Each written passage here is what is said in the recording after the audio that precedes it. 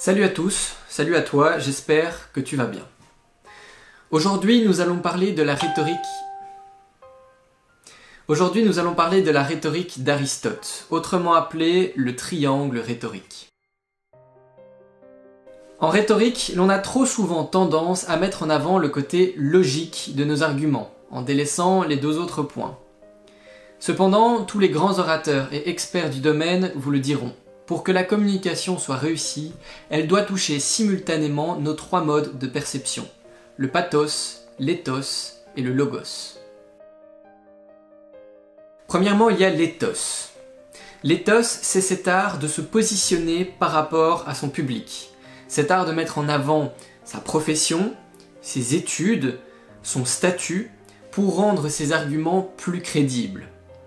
Un exemple simple, un médecin qui viendrait sur un plateau télévisé pour parler en tant qu'expert sur le sujet du Covid-19.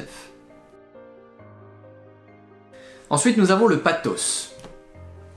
Le pathos, c'est rentrer en communion avec le public. Le pathos, c'est jouer sur l'empathie, sur les émotions des personnes qui vous écoutent. Poussé à l'extrême, l'on pourrait dire que c'est l'abandon de la raison en faveur de l'émotion. Un exemple simple, imaginez lors d'un procès pénal que l'avocat dise ceci. Imaginez que ce soit votre enfant, votre frère, votre ami. Ne demanderiez-vous pas que justice soit faite ?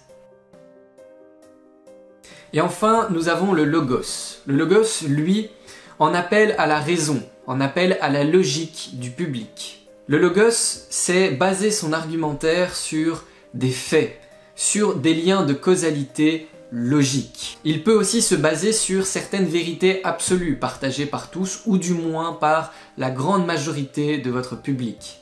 Un exemple, la nature se porte beaucoup mieux depuis que l'humanité se voit confinée.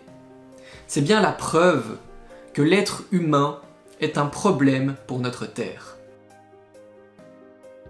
Enfin, pour une prise de parole convaincante, il faut un certain équilibre entre ces trois notions.